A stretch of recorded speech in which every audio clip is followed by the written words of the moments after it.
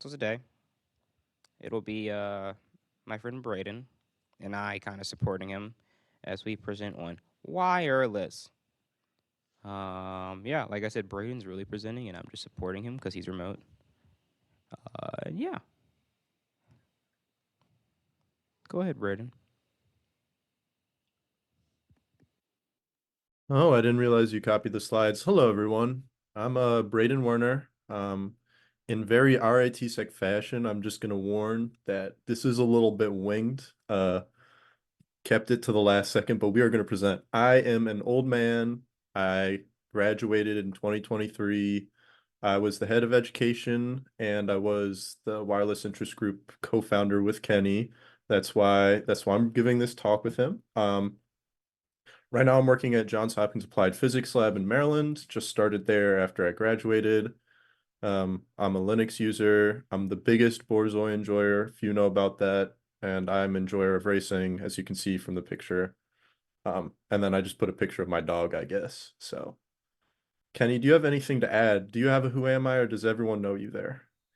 Oh, I have a Who Am I? Don't worry. Oh, Um, this is my Who Am I from earlier this year, but everything's the same. I'm kind of the same person. My name's Kenneth Anderson, and I'm from Maryland, and I'm a fourth year. I'm no longer getting a CE minor because I'm tired of this place. Um, I did the Wiggles intro group with Brayden and Red Team Recruiting now, and quote unquote Windows. I Red and Black Team, and I have fish and plants. all right. I'm just gonna get into a little bit of background here. Next slide. Yep. So what is a wireless? What is that thing? Wireless is on the electromagnetic spectrum. Ooh, kind of scary. It's basically it is the same thing as light, but instead there's a certain range of frequencies that we just call radio. And that's generally like 300 gigahertz and down, I'd say. But there's some wiggle room there, and this little graphic here is pretty good, but I would say it goes lower than a kilohertz. There's radio stuff pretty low. But once you go higher, that starts to become light. And the whole idea is that this is just a transfer of energy. And with that transfer of energy, you can transfer data as well. And it's a shared medium. So, you're all kind of using the same space to transfer this data. So that's an important note. Next slide. Yeah. Oh, he's got that synergy. He's on it. All right. So many new devices. This is why it's important. I said synergy. You're damn right. Me and Kenny go way back. We just have that connection. I'm not there, but it still works through the internet. Anyways. Yep, exactly. So why is wireless important, man? What's up with all that? There's a lot of devices that are wireless nowadays, and there's only more and more being added. So, that's another surface area or attack area that we need to investigate. So, especially with like IoT and industrial control devices and all that, a lot of those are wireless. And with our smart devices, like cars are now wireless, like pretty much everything nowadays has a computer on it. And most of the time it's just wireless because nobody wants to be hooking up Ethernet cables to that. Also, satellites, the space sector be blowing up with that stuff. So we need to protect that. We need security. So the problem with wireless is it's an open medium, so anyone can see it if they really look for it. And how do these devices maybe interfere with each other?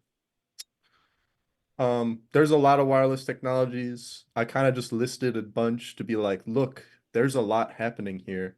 Um, the biggest, most important one is Wi-Fi. The one that probably most cybersecurity professionals will deal with. The next most is probably Bluetooth, but it keeps going. We got cellular, we got LoRa, I don't Zigbee. know though. Cellular's probably above Bluetooth in my mind because like not only like your little smartphones, like your Apple iPhone and That's your true. Hawaii. What was the model that they make?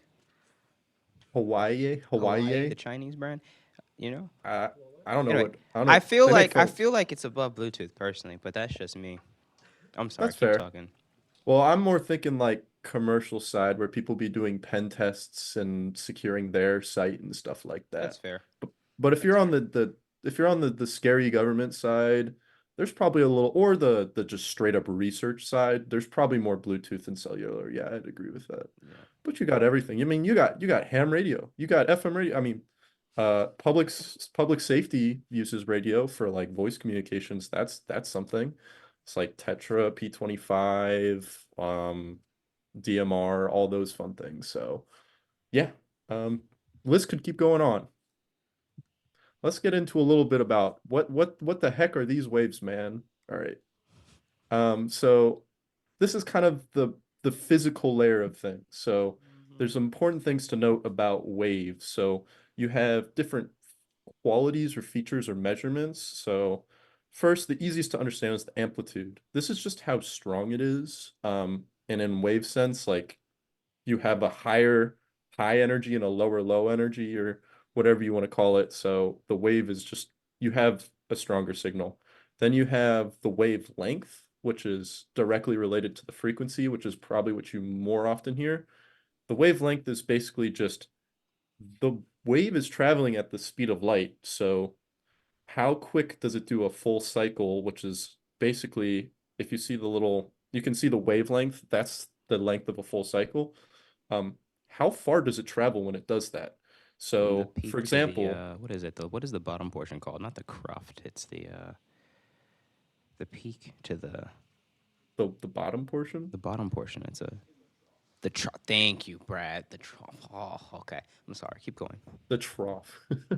But so like for example, when you think of Wi-Fi, it's usually running at 2.4 gigahertz, and that has a wavelength of 12.5 centimeters. So this measurement can be represented in two different ways. Frequency, just because it does a full period in 2.4 billion times per second. But yeah, there's some functions to show you how they're related, but this is basically just a wave. So Yeah. I'd like to throw in the analogy that I always do about me being a small little wee lad and me throwing rocks into a pond, and the amplitude would be the size of the ripples created by me throwing that rock in the pond, where the frequency would be how many ripples they're coming out of that little point of the rocks uh, contact, I guess. so there's two ways you usually see waves on a computer or just when you inspect them, I guess. You have the time domain and the frequency domain. So the time domain is literally like you're looking at the wave going like woo woo woo and you're looking at that from the side, right? That's just the time domain because you're literally seeing the signal or in I think it's computer's case like basically like the energy go up and down in real time. And then the frequency domain, which uses fast Fourier transforms, don't worry about all that, right? FFD. Don't worry about all that. You can see it's the picture on the left. That's a frequency domain. So you can see how strong the signal is at different frequencies at a specific time. So, where it's blue on the left image, there's less signals where it's like getting brighter, that's stronger signals. And that display will be moving up to down. So throughout time, you can kind of see where the signal was stronger at what frequency. And then the top part of that image is just another representation, but at that exact point in time. So, That's scary. yeah. So, how do we actually put data into these little wiggles, right? How do we make it mean something? Uh, this is done through something called modulation. So, we're still at the physical level. So, we basically need to turn that little wave into bits somehow. So, there's two different general type ways to do it. There's a digital and analog. Think of analog as changing the like frequency. We talked about the frequency. You can change that just a little bit, like quickly to get data, or you can change the amplitude, AM and FM. Think of AM and FM radio. Those are both analog ways of doing that. There's also frequency shift keying and all that we don't need to talk about that. No, actually we are going to talk about that. So like there's excuse me, I got off track. There's amplitude, frequency, and then phase. So phase if you think about a wave and you think about like all that trigonometry you forgot, there's a certain that when that wave is in a certain point, it's at a certain phase in the wave. So if it's at 0 degrees from where you started, you're basically starting with the sine wave. But you can offset that wave and start it 90 degrees further forward, and that's a phase off, like a phase shift. And that's really important for phase shift keying, which is one of the most popular ways to modulate data. But we'll show that in next slide. But just know that, actually go to the next slide. Just go to the next slide. What uses PCM, Brayden? What is it? Pulse coding modulation? Huh? No, PCM, pulse coding modulation. I've like genuinely never seen that before. I think I'm just forgetting. I'm sorry. Keep going. Yeah, I honestly see a lot more analog than digital. Digital is not very common, so we're gonna mainly focus on analog here. I'm getting old. Keep talking. I'm sorry, Brandon. Go ahead. Sorry, it's not super easy to hear you, so yeah, it's a little echoey. Anyways, if you have anything to say, just start talking loudly, very loudly. So Anthony has a there's question based off the infographics.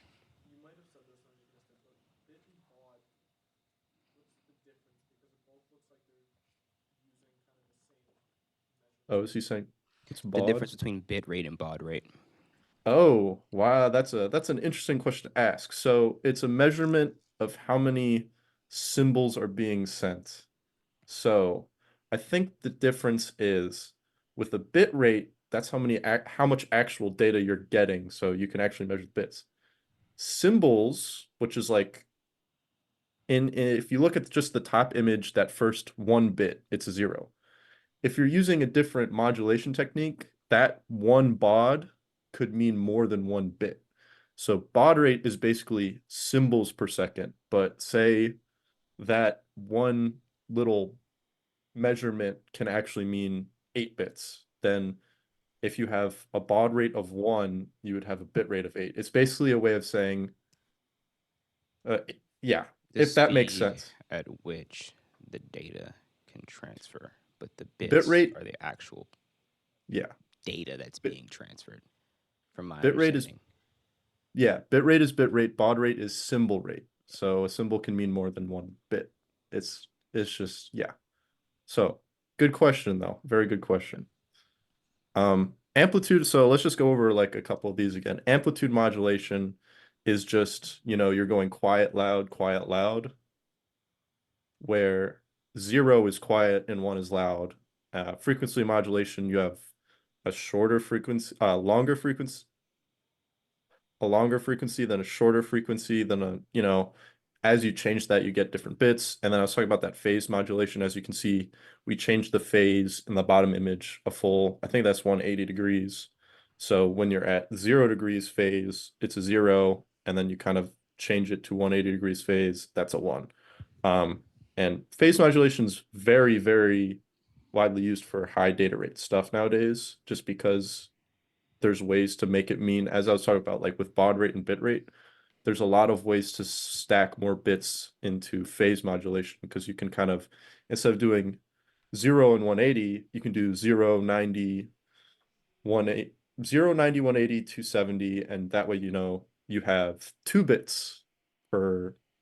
It gets confusing, but just know that you can have more bits per symbol. All right, next slide. All right, so how do we look at or receive or fiddle with all this wireless junk? Well, the most common and popular, the easiest way right now is with software-defined radios. So these are cool because in the past, radios were very fixed, solid state. You can't really connect it to a computer. It's just like a radio, and it runs its own proprietary hardware and everything. But nowadays, we have these software-defined radios where it has hardware, but it can talk with the computer, and you can tune it that way. So it's very modular, and it makes a very easy entry to the radio world because when you buy an SDR, it can support a range of frequencies and you can program it to decode whatever you want. While, say with the little Baofeng that everyone's running around with, that's not a software-defined radio. It only supports a certain very specific frequency range and a very specific frequency mode. Also, you can't really record data off of it. It's kind of just there to do what it's meant to do. That's what That's people an think. example. Huh? That's what you think. Well, you can probably manipulate it, but it's not easy. And there's lots of different software to play with these radios. So, like if you want to decode something or record something or send something legally, um, you have that ability. And they're kind of built off the idea of complex samples, which I won't get into, but just keep that in mind. And here's some examples. So if you want to get started, if you're like, I want to fiddle with the waves, um, you got your RTL SDR. This is the one everyone goes for. It's cheap. It works really well. Lots of tools support it for decoding, but it cannot actually send signals. And then you have your HackRF, which is like the step up. I have one of these personally. They're good because you can transmit and receive, and it supports a really wide range of frequencies. You also have what's called sample rate. So you see the 20 megasamples per second. That basically means I can sample 20 megahertz of frequency range at a time. So when I pull up my waterfall, I can see like 550 to 570 megahertz. Well, with the RTL SDR, you only get 3 megahertz of sample space. And then if you really want to do something scary and you have a reason to, you can always step up to a USRP or an EDIS radio. They have a lot of different radios, but they can do more than 160 megasamples per second. They have stuff with like 10 gig, 10 gig mix that you can just absolutely go bananas with, but they Are those range like from the like, daughter boards you just add on top, or it's like separate like yeah. motherboard Well, like? actually, I think the daughter boards are just RF front ends, Ah, and okay, it yeah, comes with the 10 gigahertz and everything. yeah, yeah. That makes sense. Okay. Yeah, yeah. It's and these are generally just better. Like even if it has a similar frequency range to HackerF, there's a lot of other things that it has that just make it better that I'm not going to explain all right now. But when I was taking the wireless class for Hanif, with Hanif, the USRP, I needed that because I was deploying a fake cell tower. So, the HackRF doesn't have all the features that support that, nor the tool set and everything. So, yeah. Also, I feel like I need to mention that nowadays people be the big wireless tool that everyone looks at nowadays is the flipper. Um, I feel like that's not a software-defined radio, but it is still very programmable. And you can transmit and receive with those, but the quality you get from those is far worse to what you'd get from even an RTL SDR or a HackRF. It's So like one of those like, back in the day when it was like DIY battery bank, and it was just like three AA batteries in an Altoids tin. yeah, That's what the flipper is compared to like some crazy like I don't know 20 mega amp hour, whatever the measurement is for that like battery pack.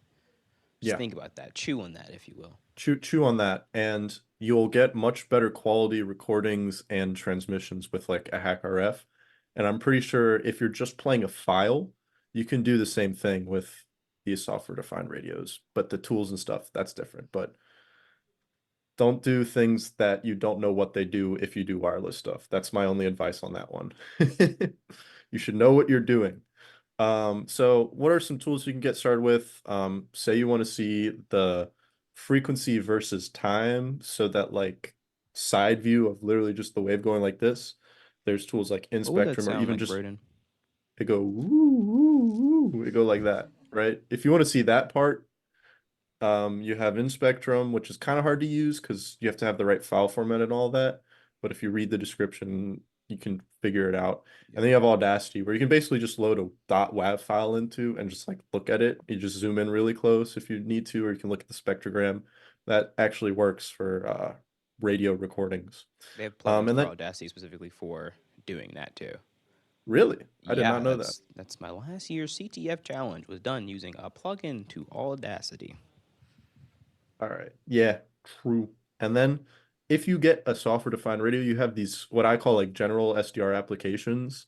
You can basically connect your SDR to them and like look at the frequencies come in and record stuff, and you get plugins and you do all silly stuff. Um, so there's SDR plus plus, there's SDR sharp, which is mid. Don't use it, honestly. Just use SDR plus plus.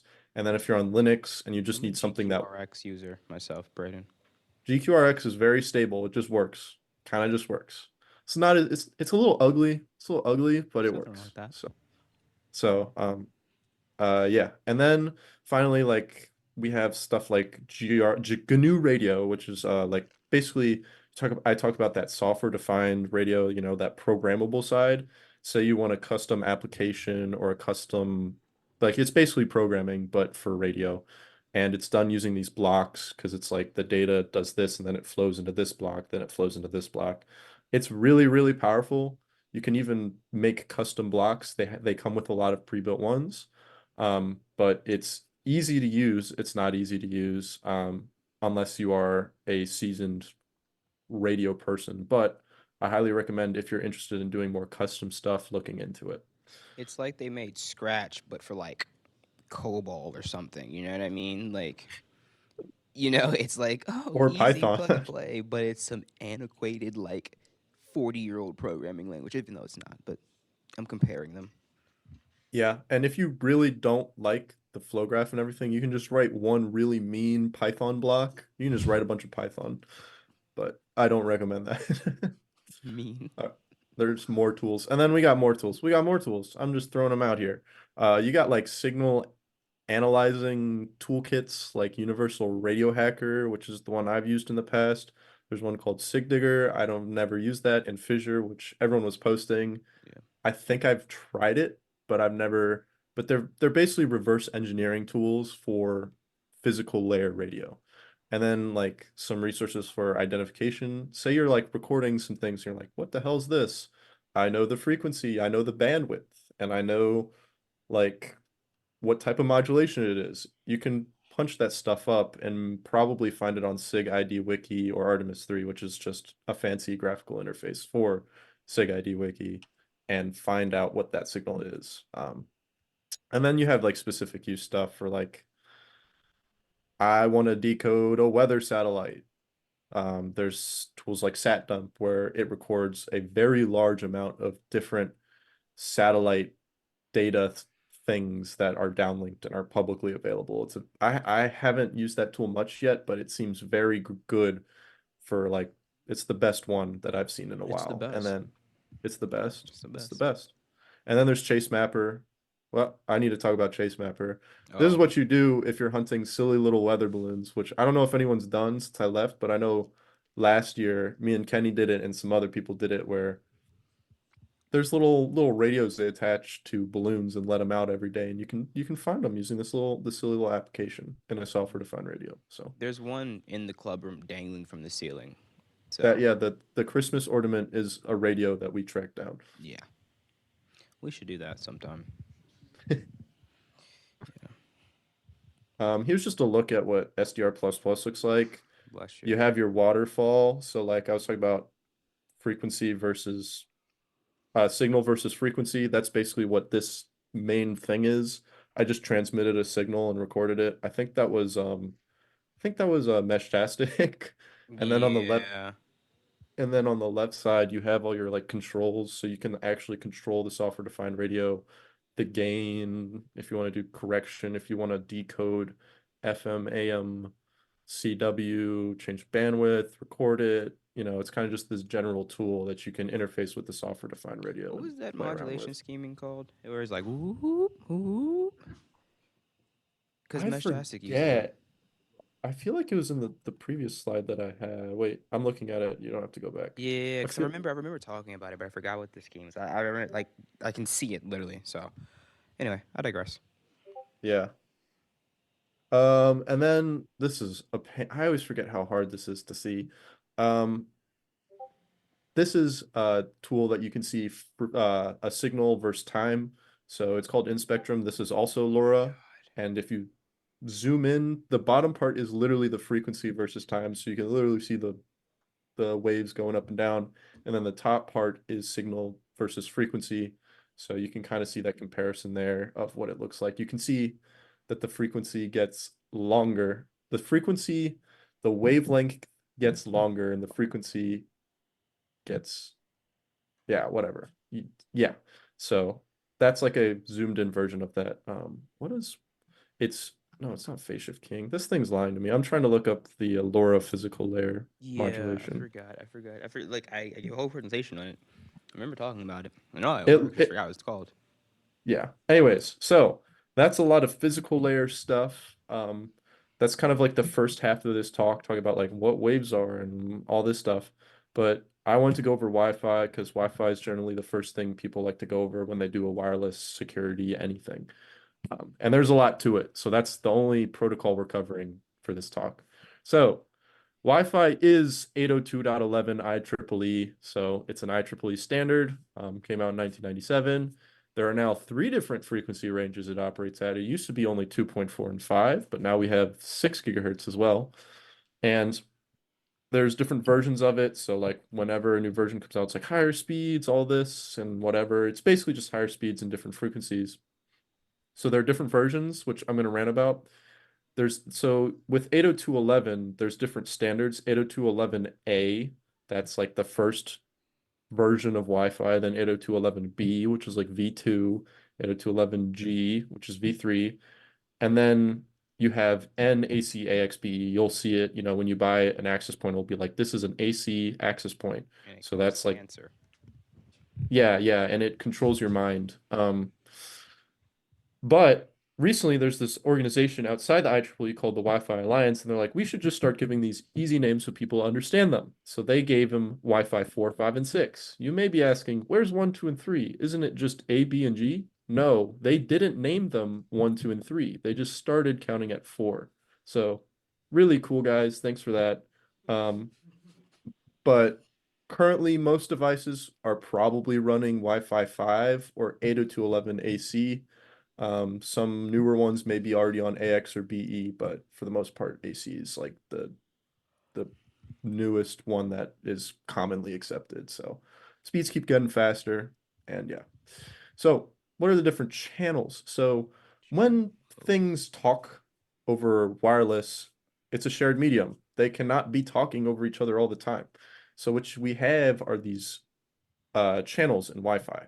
So these are different frequencies that they can pick. So for example, I think RIT, their 2.4 gigahertz is channels 1, 6, and 11. They are, Um, yes. and that's because they don't step on each other. So the access points have aren't basically talking at the same time and canceling each other out. And there's ways to do that between the AP and the device because then you go, okay, well, how do all the devices not talk over each other? And that's some crazy state stuff that we're not going to get into. But to do that first layer of prevention, you have different channels you can talk on. And with 2.4 gigahertz, it's pretty easy. There's 1 through 14, and most people just use 1 through 12, and they're 20 megahertz wide.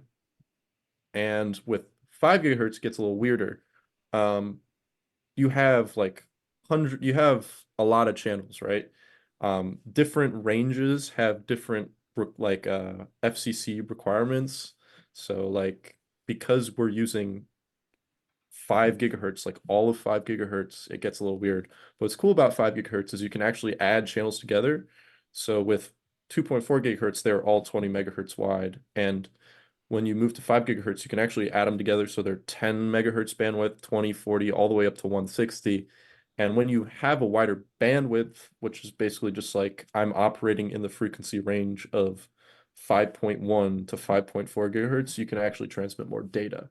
So depending on how many devices you think you'll have versus speed, you can actually have wider bandwidth channels. And then we also have 6 gigahertz, which is basically the same thing as 5 gigahertz, but it's brand new and it has a bunch of channels, yada, yada, yada. Is that still It's like just, in the research phase? I remember reading about it, but no, no, they've deployed it. You can buy 6 gigahertz access points that's and silly. everything. That's silly. Yeah, so that's cool. So how do we like, you know, secure this stuff? So there's different types of authentication. Well, there's different authentication protocols. We started with WEP, which I'll get into, but it sucks. And this was the first thing that they came Just out with collect to try to IVs. like, huh? No, it's saying you just collect IVs with WEP, and then you're like, woo, for cracking the. Never mind, Brayden. You weren't I know following. what you're talking about. We'll get into it. Don't worry about it. This came out in 1999. It was called Wireless Equivalent Privacy or Protection. I forget. It was not. It was terrible. But it was the first swing at it, so it only got better from there. And then we have our WPAs. We have WPA 1, which was just like, oh, oh crap. Oh crap. This WEP thing is terrible. We need to patch it. And then finally we had WPA 2 in 2004, which is like the standard. It's still basically what everything uses today. And it came out in 2004 and it hasn't changed. So we'll definitely look at that one really close. And then recently they came out with WPA 3, which is basically an improvement on WPA 2. It's like an iteration, but it's not really been widely accepted yet. At like, I think on Wiggle it's 1% usage. But I it think it was is it 3 or is much better. 4. I think it went up It's up. last time I looked at least. Well, that's not bad. Not That's not it's bad. more so in metropolitan areas, not like Rochester. Hmm. Yeah, okay. Oh, that makes sense. Yeah. And then for these WPA modes, not including WEP, there's enterprise and personal modes, which I'll talk more about as we get into it. So, um, yeah. So just keep in mind there's different frame types. So, like, think about it as like layer two, and on this layer, we have different packets or frames. So you have management frames, which are authentication. So like, hey, I want to join the network. Hey, I'm kicking you off the network. Hey, who are you? And that's what the management frames are. They're kind of like controlling the status or authentication of things. Then you have control frames, which I was talking about, like how do devices not step over each other? This is basically what they are. You have like request to send, like, hey, I want to send something, and then the router's like, okay, you're good, or the access point's like, okay, you're good, or other stuff like beamforming. So it's basically just how and when you're sending the information to the devices. And then you have data, which is the data. So let's start with WEP. Let's talk about this thing. This thing sucks. It was introduced as the first encryption to Wi-Fi. Um, the key initially was 40 bits, which even at the time was not that good, not good at all. It uses RC4 for its method. So this thing had so many critical vulnerabilities, and as Kenny mentioned, the one that most people know is that it reused initialization vectors, which is bad because you can see if it reused an initialization vector, and you can basically be like, oh, like, and then you can compare the two, and you can from that derive the key essentially. So an attack for WEP is you just you do some way to just request an absolute monumental sum of packets, and you keep doing it until um the IV gets reused, which you can detect, and then you can basically derive the key from that. Um Simple, really. and this is what was replaced. I think I have in the next slide, it's like vulnerabilities. Yeah. Yeah, so the 40-bit key was too small, and not only was it too small, but like there are a ton of attacks against the crypto. I remember when I did a project for auth, like it was like, oh, another crypto attack, oh, another crypto attack, oh, another crypto attack. Like it is just absolutely bodied. Like you don't even need to do the IV thing probably. You could probably just brute force it using one of these papers. Also replay attacks and basically it's like the Wild West. You can just fling packets around, and it'll be like, okay, okay, like whatever, sure. Like it's like, oh, I'm the router, disconnect this person. Okay. Oh, I'm the router. Here's that data you requested. Okay. Like you can just do whatever you want. There's no really authentication once you have the key, or even don't have the key, if you can just send it something that's supposed to be unencrypted. Also, there's this really cool attack where if you sent it unencrypted fragmented packets, it would reply with the same packets encrypted, so you can just compare the two and be like, okay. It was there's so many different things. No packet tamper protection. So yeah, you could just jam a packet and then resend it with new data and be like, okay. It's Okay. bad. It's huh? Okay. Okay. That's literally this protocol. It just goes, okay, like it is if the guy going like this, the video where he's like not checking anyone or patting him down, that's web. Yeah. Okay. It's just terrible. All right, WPA 2. We're not talking about WPA 1 because it's a fever dream. All right, next one. So this was the replacement. Um, it is much better. is the cornerstone of Wi-Fi security right now. Um, it has some issues, but it is a very good improvement. So it now uses a handshake, which does mutual authentication, which basically means you're actually checking that the router and the device are who they say they are. So you're not having any of that like um packet spoofing and changing and all that. So now there's a little bit more checking about who is who and that the secrets and stuff. And the data frames are encrypted, but the management frames actually aren't. So this is an important thing for one of the attacks. But for the most part, it also uses AES block cipher, which is much better than a 40-bit RCA key, RC4 key. And it also supports TKIP as a fallback, but generally that's considered insecure. So if you see WPA2, but it's running TKIP, you could probably do some crypto attacks against that. But once it's in AES, it's pretty much solid. So let's talk about the personal and enterprise types. So in personal mode, this is basically like when someone's like, "Can you what's the Wi-Fi password?" That's what they're talking about. That's personal. That key or that password is directly used to generate the authentication and encryption key that it's used. So that's why you want to have a strong Wi-Fi password, not just because of some of the attacks, but also because like that's directly being used for your encryption and authentication. And then in enterprise mode, which is what you would use at like RIT, there's a authentication server, and you type in your username password. That authentication server goes, "Yeah, I know who this person is," and it generates a key. And that way, there's an attack. Like if you were to do a dictionary attack on passwords, it's much more secure because you've basically generated a much longer key and derived it from things other than just some string that you can give to people. Um, and it uses EAP for this, like the actual authentication. And there's many different types of EAP. Like there's EAP TLS, PEAP, whatever. It's kind of a pick your poison thing. They all have upsides and downsides. So when you're on an enterprise network, it's important to keep in mind which EAP type you're using because they're good for different things. Okay, let's talk about the actual keys in WPA2. So we have, so say you're doing just talking to a device.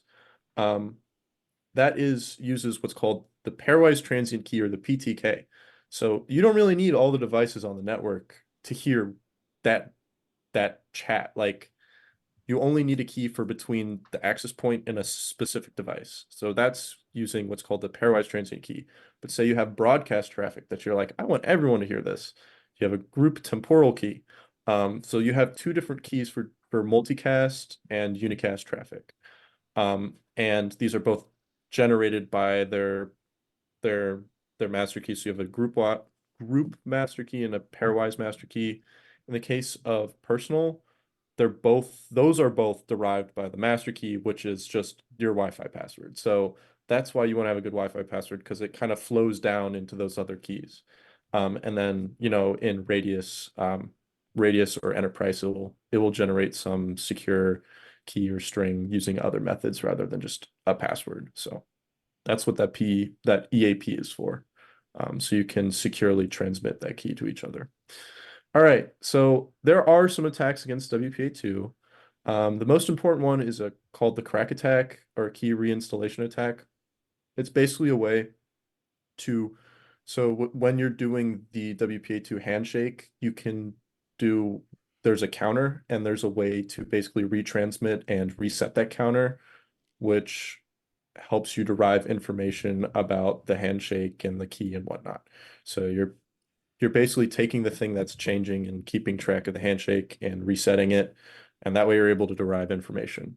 And then probably the most popular and the most common way to exploit WPA2 personal only is a dictionary attack. So if you capture that four-way handshake that we saw at the beginning, you can actually do a dictionary attack against that handshake because you know all the values except the password. And so you can just keep running it through that and check it against dictionary. So this is what's commonly used to exploit WPA2 personal. If you do a CTF, it's like WPA2 personal, it's probably this. But what's cool about the crack attack, though, sorry about the key reinstallation attack, is it as actually works against enterprise. But um, I'm sure many enterprise tools and whatnot have ways to detect that or prevent that now. So the dictionary attack is a core flaw of the actual protocol itself, so you cannot fix that. That will always be in WPA2. And what's cool is you can do it offline. So as soon as you capture a handshake, you can kind of just take that handshake offline and brute force it. And then you have the authentication attack, which is important because this is actually a great way to get a handshake. So you can basically fling those management frames out sometimes and get a hit. So like I can be like, oh, deauthenticate this device. It's like a deauth attack. You just flood the access point with like deauth this device, and it goes, sure, okay. And then it completely deauths that device, which means they have to type in the password and re-authenticate completely. Like they whatever cached, whatever they had is gone. So that way you're able to get a full handshake again. So the general flow for personal mode is you just do a deauth attack, wait for them to re-authenticate, capture that handshake, and brute force it online. This is So yeah. also what a lot of those like YouTube clickbait Wi-Fi jammers, which just ESPs, Hmm. do. Right? They just Yeah. spam deauth frames, and Yeah. yeah, So when something gets stolen off your porch by a guy holding a giant antenna, but you actually can't see it because it got jammed, it's probably because he's doing a deauth attack, or he's just doing a brute force jamming attack, which is crazy. But yeah. Or someone steals your car and they're jamming your Ring camera. Yeah. Oh yeah. Okay, let's talk about WPA3. Um, this was the successor to WPA2. It's not a replacement. Um, it should be a replacement, but this came with updates to mitigate those previously mentioned attacks as well. And through this, it introduced a layer of security on top of the authentication process. It uses what's called a dragonfly handshake, and it's very crypto heavy. So I'm not going to talk about it too much. I also probably couldn't explain it right now. But the idea is before you do that four-way handshake, you do an additional authentication method that is resistant to offline attacks and dictionary attacks, and uses elliptic curve cryptography, yada, yada, yada. It basically stops that dictionary attack that we were talking about by adding a layer of security before you do the four-way handshake. So the four-way handshake's still there, but now you have this extra layer. And with WPA3, they actually provide backwards compatibility with WPA2, which is really interesting because you go, huh, what about a downgrade attack? Yes, downgrade attacks, I think were possible in WPA3 or might still be. So you can do that dictionary stuff. And it also has management frame protection now, so you can't just randomly deauth people with your silly little ESP2 and forward secure secrecy, whatever, because of that Dragonfly handshake. You're generating the Dragonfly handshake feeds into the four-way handshake. So basically, you can't just have the password and know what key someone is using unless you have seen the whole Dragonfly handshake and the four-way handshake, if that makes sense. Well, before, if you had the password, you basically just decrypt anybody's traffic because you kind of know, you kind of just know. But yeah. And the modes are the same. I wanted to go into the modes a little more visually this time. So you have your personal, enterprise, and they also included this new thing called open network where you can encrypt, but it's public. It's weird.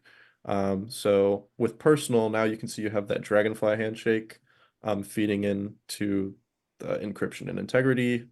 With enterprise, they added longer keys. So GCMP 256 was not there before, but that's pretty much the same as before. It's going to be more dependent on like what EAP types you use at that point. But now personal's actually pretty good because you aren't vulnerable to these offline dictionary attacks and deauthentication attacks. So you still want to have a strong password, but at the same time, it's actually not as important as it was with WPA3.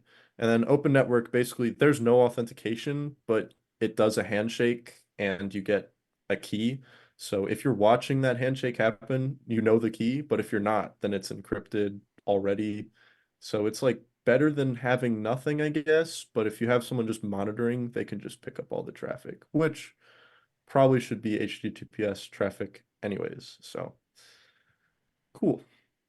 And then let's talk about the Dragon Blood attack. So when WPA 3 first came out, somebody basically dropped this insane paper where they're like, you suck. Here are a bunch of vulnerabilities.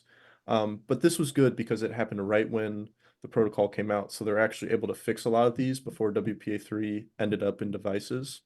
So like, for example, I was talking about the downgrade attack. You can basically just force an access point or a device into WPA2 instead of WPA3, and then all those vulnerabilities from WPA2 are now there. Um, they had a timing based side channel attack. So based on how long it took for a device to reply or like a password guess, however long it took to reply, you can kind of guess how many characters you got right. So if you got like one, two, three characters and the fourth one's wrong, it would take a certain amount of time to reply, which is that's crazy. Um, Denial of service attack. The problem with the Dragonfly handshake, it's very crypto heavy. So they were saying that if you tried to connect to an internet 16 times per second, you're like, hey, I want to connect 16 times per second, it would just melt down. Like any access point would just be like, I'm out. Like I'm calling it quits.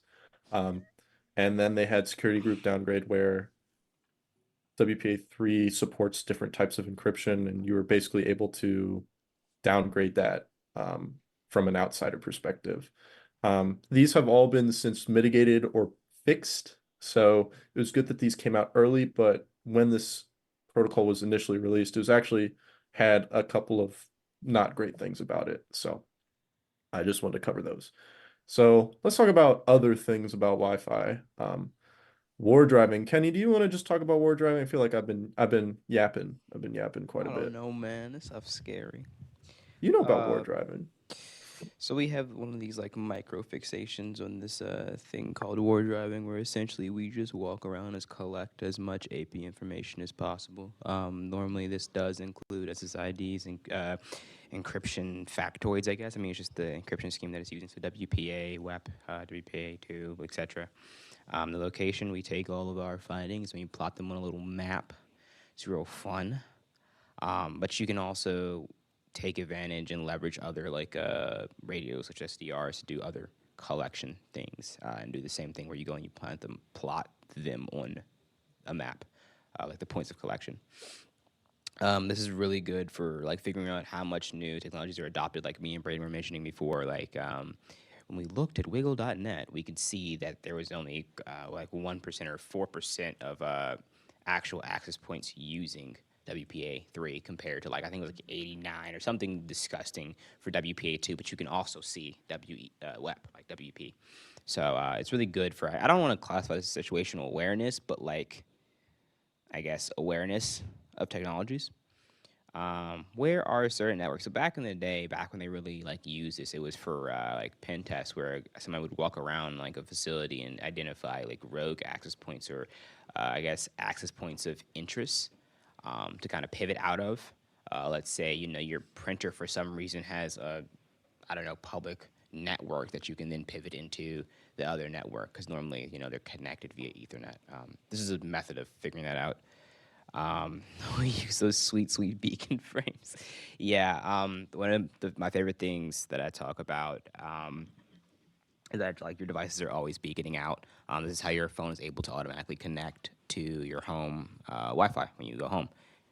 So we can actually just see your phone just iterating through the list of known or previously connected devices, and then we can collect those, which is really cool because now I know what your home access point is, and if it's plotted, then we just drive to your house. It's quite simple.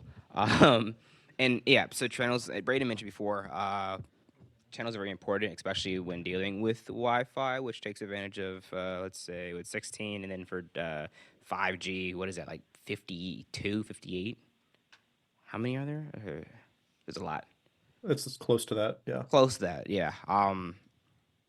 Yeah, so we take advantage of using multiple, let's say, radios or Wi-Fi cards, so we don't have to do all that channel hopping. Because imagine you want to monitor 16 channels, but you only have two cards. You have to hop over them. What is the next slide, Braden? Oh, yeah, wiggle.net. I think we're higher than 540 now, but this is the website we were talking about. It's like kind of like a, This is updated. This is updated. oh, shoot. That's nuts. We're above Italy now. That's real. Um, Yeah, so there's like this whole like database where we just get internet cool points and like talk to all the old people who do this. But it's pretty much just like a centralized database. Oh, it is 1 point. I thought it was higher than that. Crap. What was I thinking of? It's a centralized database where people like plot all of their data, or they submit all their data so that it can't be plotted. And it's like a heat map. It's really cool. I don't know. Data's cool. Like the subreddit, r/data is cool, right? Yeah, it's stays cool. Next slide. So some tools you'll hear when we're referencing, I guess, Wi-Fi monitoring, collection, exploitation. The big one, the big hoss, if you will, is Aircrack NG, and it's open source, right? But it's like a lot of tools kind of packed into a suite in that. And it can be used to like pop your. No, you don't pop your wireless card using Aircrack NG, but you put your card into wireless mode, and then you use the tools within Aircrack NG to capture the handshakes or deauth, and then you can do the cracking within Aircrack NG, I believe. I know in the past you would have to take it offline. I think John actually accepts John the Ripper accepts the handshakes, right? And you can use it to crack it. I believe. I don't know. I don't remember. I haven't done it in a while. But it's really cool. I was mentioning before, you kind of just plug and play the SDRs and collect random things. The software you use to do that is Kismet. It's so great. My little buddies and my little mentorship. Yes, Jack.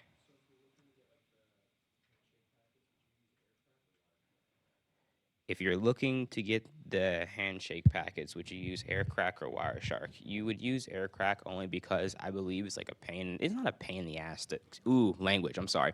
It's not hard to do it in Wireshark. However, Aircrack NG is like using.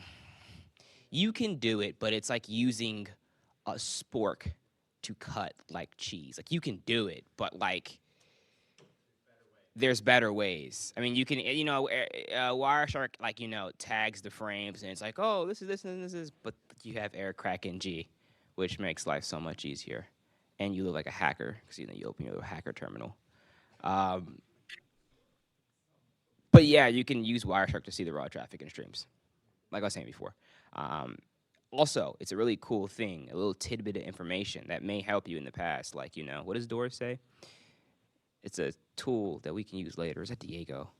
It's one of the shows. Decrypt traffic if you have the password. So let's say you have a PCAP. Right? I'm speaking about that right, Brayden? You have a PCAP you can pass in, or am I thinking of like SSL and you can pass in the certificate? Are you talking about for decrypting? Yeah. Because I remember doing it Wireshark, like decrypting HTTPS. But the same thing applies Yeah. to like actual like wireless traffic with Wireshark. Yeah, so like if you want to decrypt in Wireshark, if you want to actually look at the data, there is an area in Wireshark to Yeah, put in the Wi-Fi password. it'll And automatically decrypt the traffic. Yeah. But again, if you're using encrypted traffic like you should be, doesn't really matter. Also, so Wi-Fi Fisher, never seen that, but Airgeddon and other tools are very useful in performing evil twin attacks. Everybody kind of hopped on like the Hack 5 wave with the Wi-Fi Pineapple, but realistically, you can do that with other tools. The Hack 5 products just make it easier. Um, but yeah, evil twin, you send a fake access point and they authenticate and then you forward the traffic, but you can see all of it because you're authenticated with the device. So it's encrypted, but it's not because you have the key. And you're just passing it. Little man in the middle action. That's what Kismet looks like. It's quite beautiful, as my crypto professor would say. It's quite beautiful. Just wow, like all the bars. Looking at these, are those channels, Brayden? I think so. Yeah, the channels. Uh, yeah, that's about it. Questions, comments, concerns?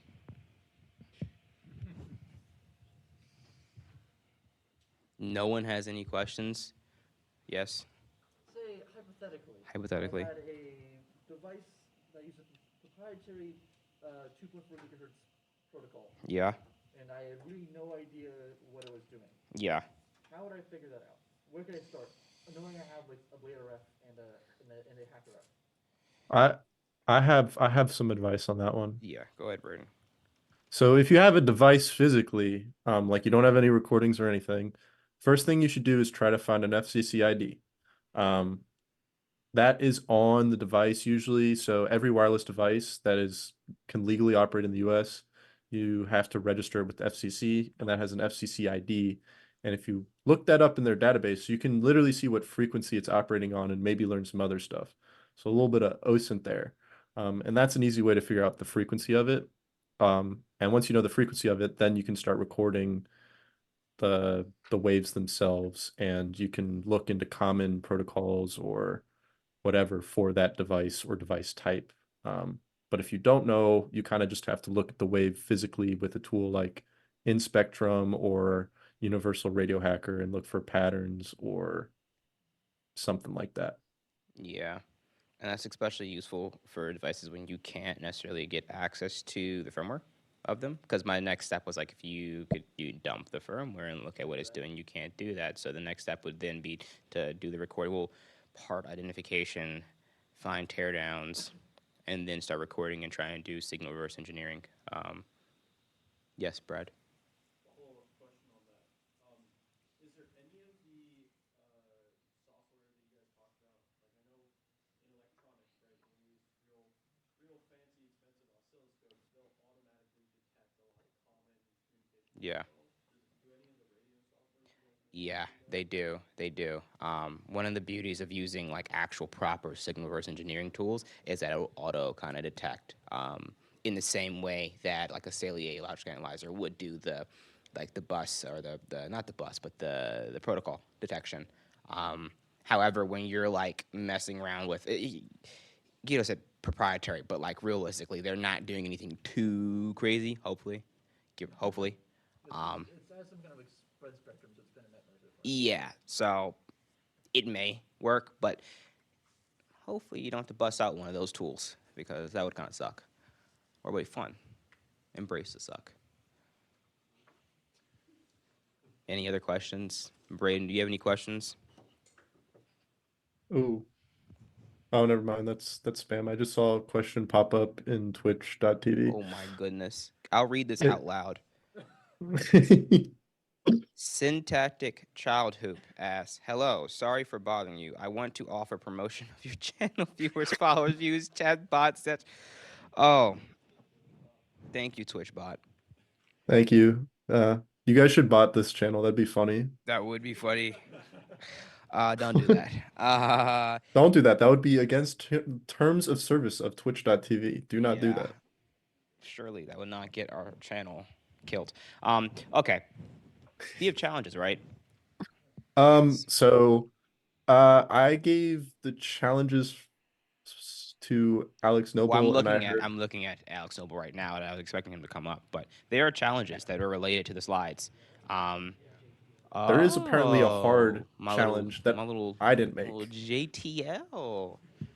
So yeah, there's 4 challenges up, I believe. Oh, How many did you put? Okay, so 3 I gave challenges 2. up. 1 easy, 1 medium, 1 hard. Yeah, they pretty much cover what was talked about in the talk. So have fun. Good luck. Jake, have you seen the easy and the medium yet? Brayden, what did you? I'm talking to whoever made the hard challenge. I made the medium and the hard. Oh, Yeah, I put a okay. medium up.